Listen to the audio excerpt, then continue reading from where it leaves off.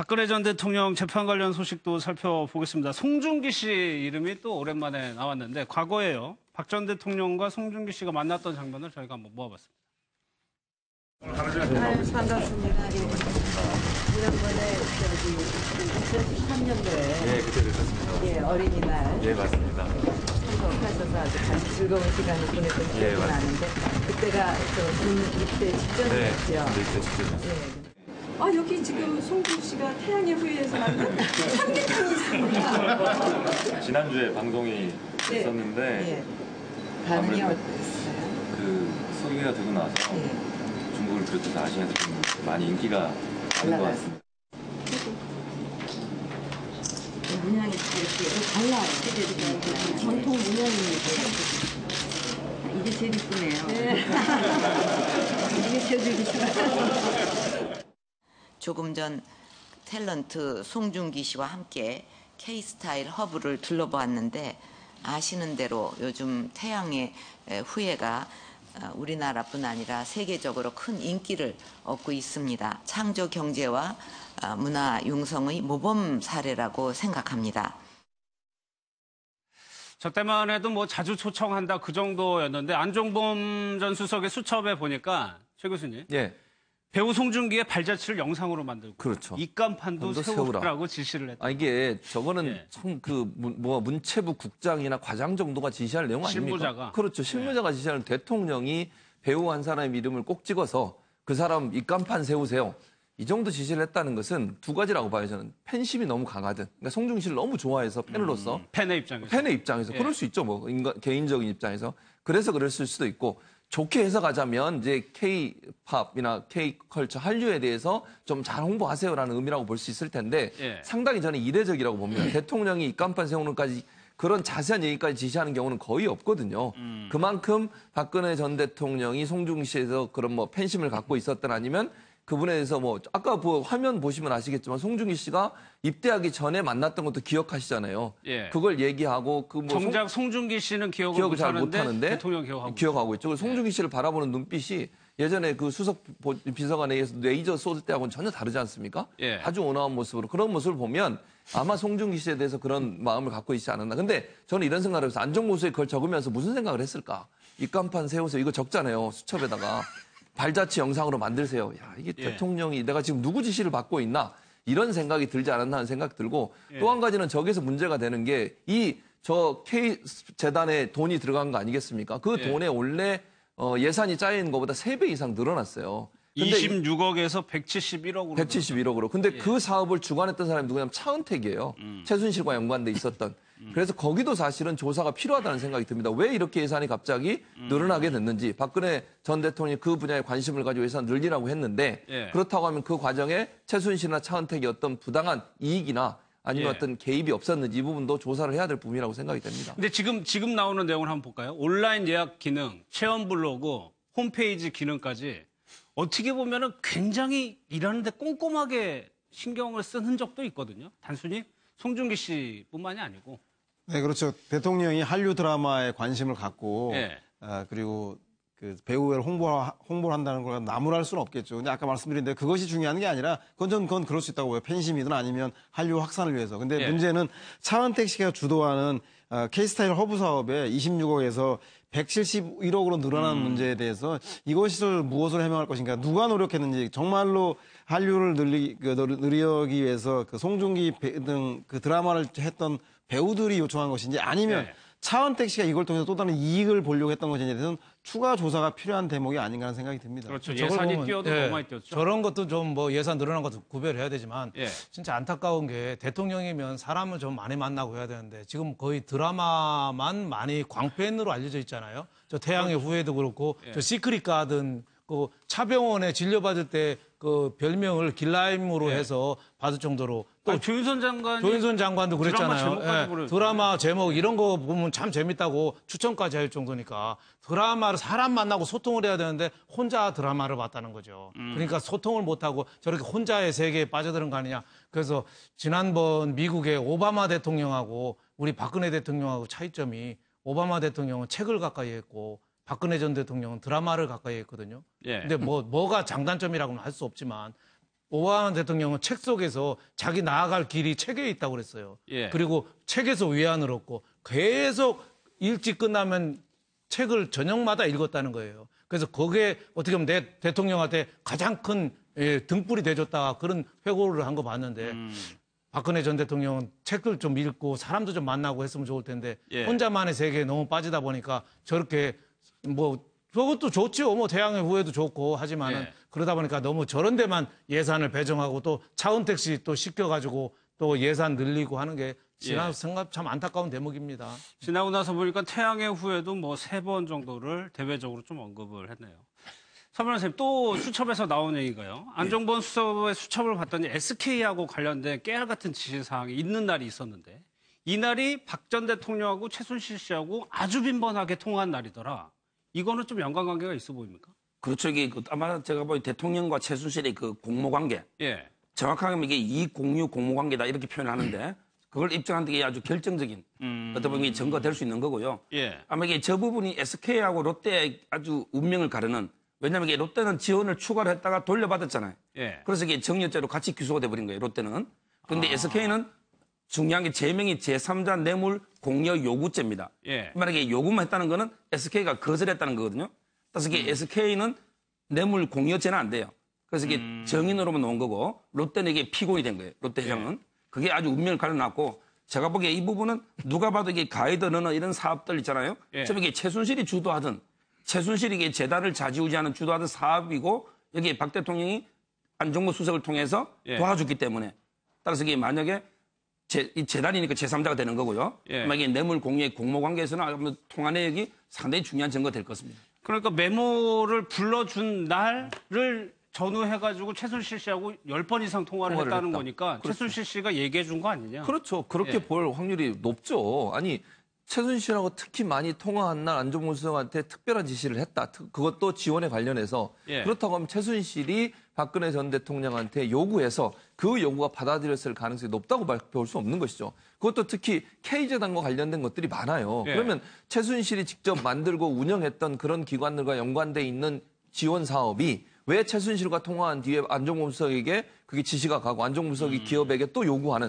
이런 고리가 연결된다고 하면 당연히 이거는 최순실이 박근혜 전 대통령을 이용해서 본인의 이익을 챙기기 위해서 노력을 한 것이고 박근혜 전 대통령은 그걸 열심히 도와준 상황이라고밖에 볼 수 없는 것이죠. 예. 또 이날을 전후해서 K스포츠 재단의 직원들은 또 똑같이 SK에게 요구를 합니다.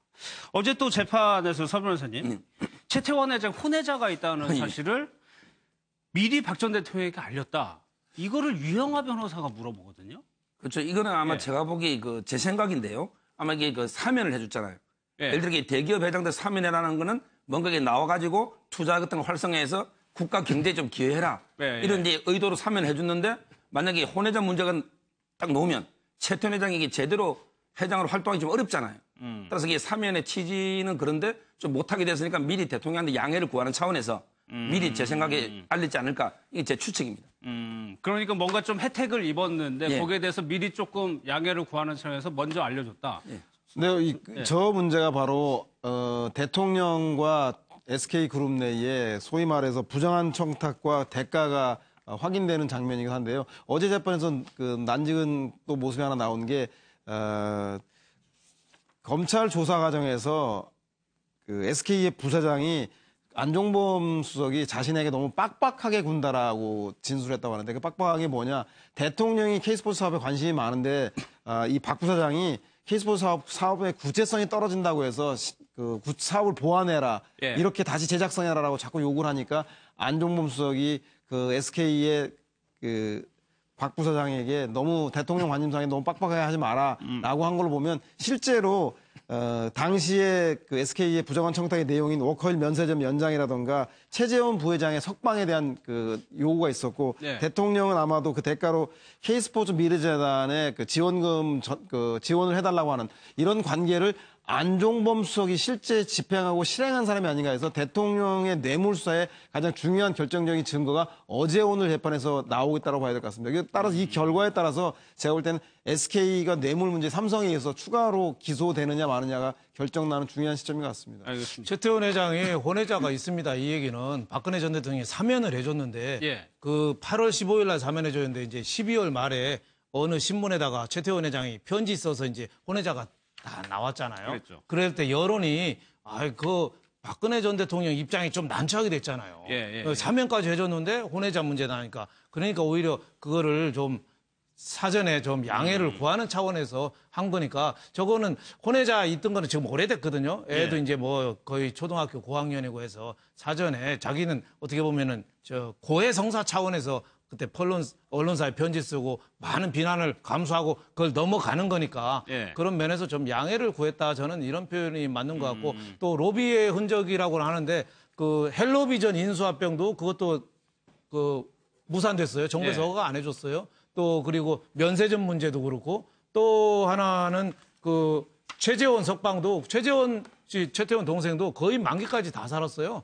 원주 교도소에서 만기까지 다 살았기 때문에 저 SK그룹이 뭐 부정한 청탁을 해서 뭐 받고 이런 정황은 거의 나타난 건 없다. 그래서 최태원 회장이 감옥 2번 갔다 왔잖아요. 이번에 그래도 나온 돈을 준 게 없고 부정한 청탁이 없어서 어떻게 보면은 기사회생으로 이번에 그래도 연루가 안 된 거 아니냐. 그룹으로 봐서는 뭐 하이닉스 반도체도 굉장히 매출 성장에다가 회사는 굉장히 좀 이번에는 운이 좋았다 이렇게 볼 수 있겠습니다. 알겠습니다. 우병우 전 수석에 대한 재판도 오늘 시작됐습니다. 모습을 좀 드러냈는데 그 영상부터 좀 보겠습니다. 국정농단 모른다는 입장 아직 유효하십니까? 법정에서 충분히 제 입장을 밝히겠습니다. 박근혜 전 대통령 재판 보면서 좀 어떻게 신경 느끼시는지. 안타깝죠. 현 정부 검찰 인사에 대해 어떻게 생각하십니까? 오늘 제가 재판받으러 왔기 때문에 그런 말씀을 드릴 자리는 아닌 것 같습니다.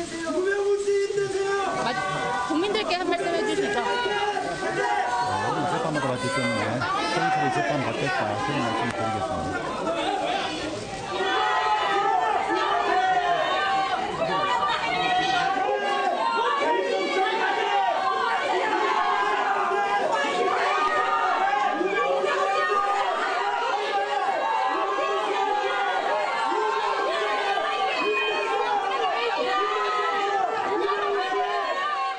우병우 전 수석을 응원하는 분들도 굉장히 많이 왔는데 선배님 어떻게 될 것 같습니까? 제가 보기에 그 딱 재판 전략은 2개인데 저분의 죄는 직권남용과 직무유기입니다.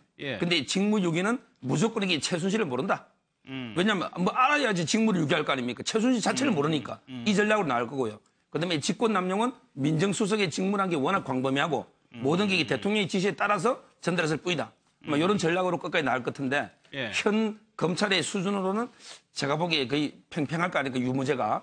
왜냐하면 이게 검찰에서 큰 의지나 능력이 좀 부족한 것 같아요.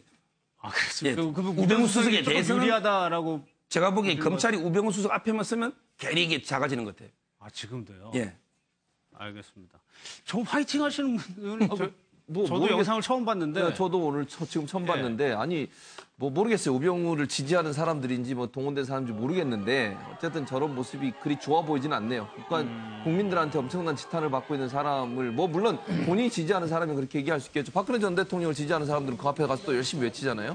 근데 제가 볼 때는 우병우 전 수석이 오늘 들어가면서 한 인터뷰를 보면 본인은 전혀 죄가 없다고 지금도 생각하고 있는 것 같아요. 본인이 한 일은 죄가 없고 증거 있으면 내봐라. 이런 식으로 지금 당당하게 들어가지 않습니까? 보통 저 정도의 논란이 되면 국민한테 한마디 해달라고 하면 일반적으로 정말 송구스럽게 생각합니다. 이런 무리를 일으키게 돼서 이런 얘기 한마디라도 하는데 재판 열심히 받겠습니다. 이 얘기밖에 안 했거든요.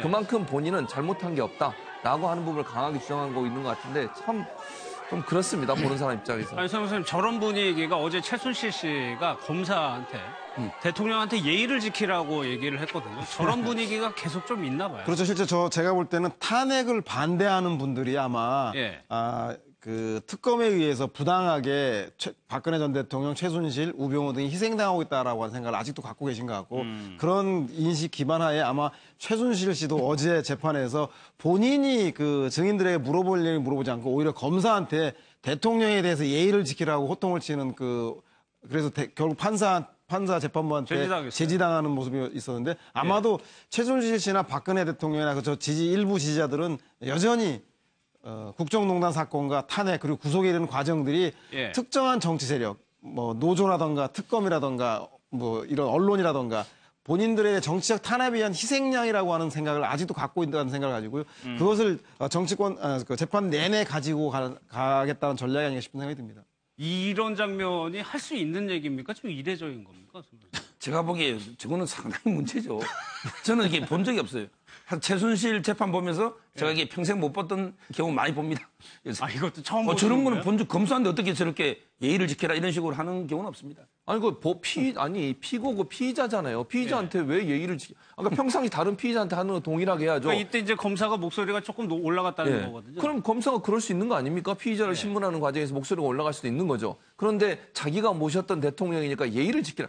저희가 무슨 대통령 집무실입니까? 저런 식으로 얘기하는 건 아주 교만한 거죠. 교만하고 무슨 재판부를 무시하는 행동이라고 저는 생각합니다. 최순실이. 국정농단에서 벗어나서 재판농단이라고 봐야죠. 저건 재판장이 할 얘기를 어떻게 보면 피고가 저렇게 큰 소리 친다는 건 말이 안 되죠. 알겠습니다. 여기서 마무리하도록 하겠습니다. 1분 뒤에 다시 돌아오겠습니다.